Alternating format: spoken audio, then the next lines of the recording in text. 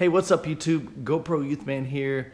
I recently picked up a pair of Klipsch Heresy IIIs as well as a Klipsch RT12D subwoofer. And so this morning we're going to be comparing the Klipsch Heresy III to my Klipsch RF-7IIs and kind of see how they compare.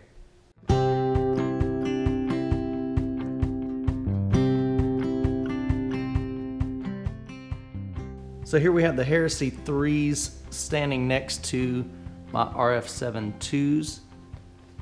These are in cherry finish.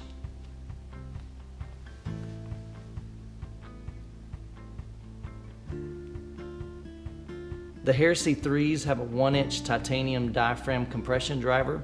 For mid-range, it has a 1.75-inch titanium diaphragm compression driver. And for the low end, it has a 12-inch fiber composite cone woofer. So over in the corner, we have a Klipsch RT12D subwoofer. So this is a triangular shaped subwoofer.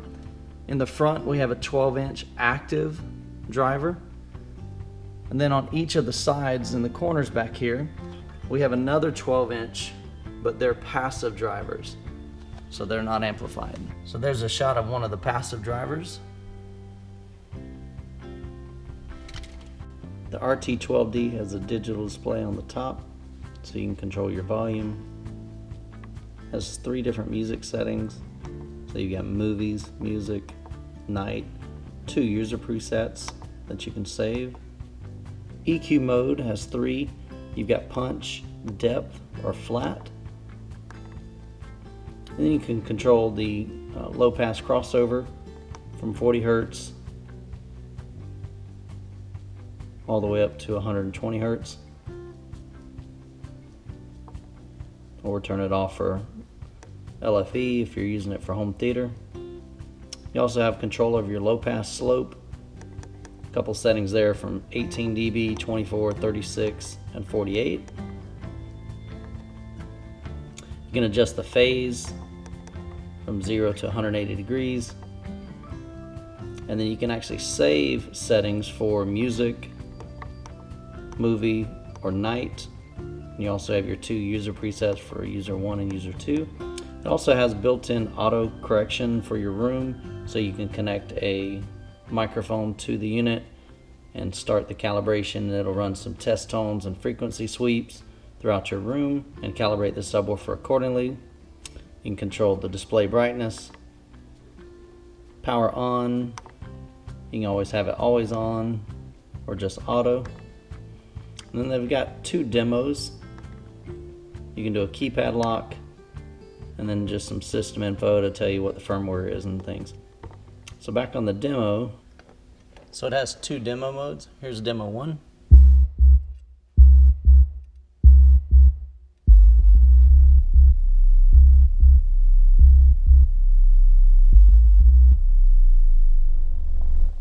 So here's demo 2.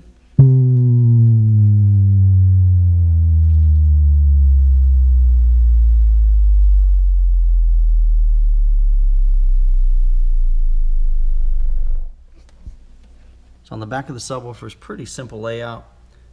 You got RCA in and out, so you can actually daisy chain several subwoofers together by sending the signal into this one and then come out of here with RCA to another subwoofer.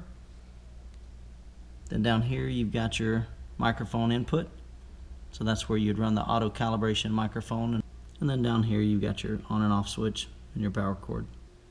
So this morning is the first time I've had a chance to hear the Heresy IIIs. Pretty excited to hear how they compare to the RF-7IIs. More than likely they're going to sound totally different. The Klipsch Heritage series typically does better in the mid-range department. Unfortunately, even with a 12-inch driver, the Heresies aren't known for low extension. So they're not going to have near the slam that I'm used to with the RF-7IIs, as well as my original version of RF-7s that my son has in his bedroom. So I'm going to spend a little bit of time listening to some music, and so while I'm doing that, I'm just going to share with you some photos that I took of the setup last night.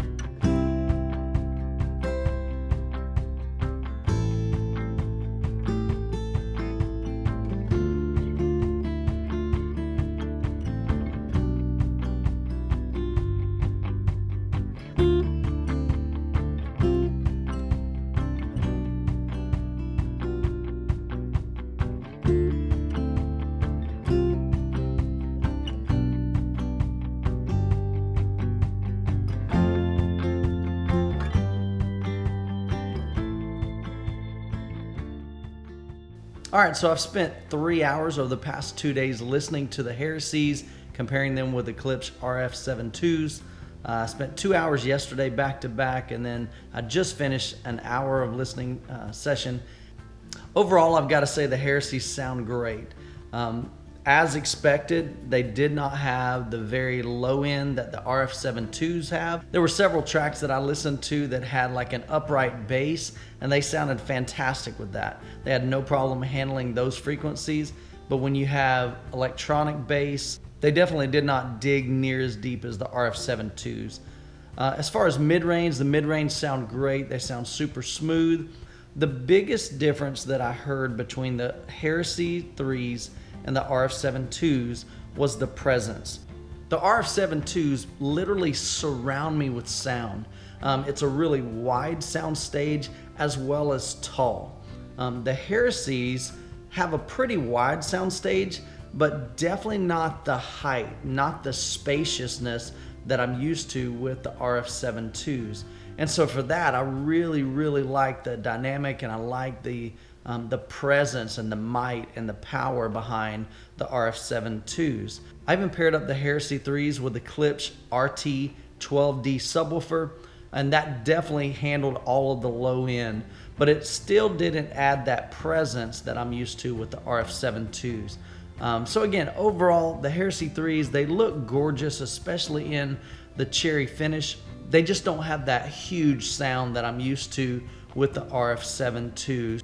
So my ears prefer the sound of the Klipsch RF-7IIs. They have just a great all-around sound. I think they're great for not only 2-channel, but make one incredible home theater system. So if you're looking into getting a great system, check out the RF-7IIs if you get a chance to listen to those. One of my philosophies has always been for me to personally hear as many Klipsch speakers as I possibly can in my own home, with my own gear, with my own ears. It's one thing for guys to make recommendations in the forums based on what they've read online, and I know our ears all hear differently, but I can only feel confident sharing my recommendations and sharing my thoughts if I've heard them with my own ears. And so anyway, guys, hopefully this has been beneficial to you. So if you like these videos, give it a thumbs up. If you're new to this channel, just go ahead and hit that subscribe button. And if you got any questions or videos that you want to see me produce, leave those in the comments below. I'll be glad to try to accommodate those. So guys, that's all for now. Until the next video, have a blessed week.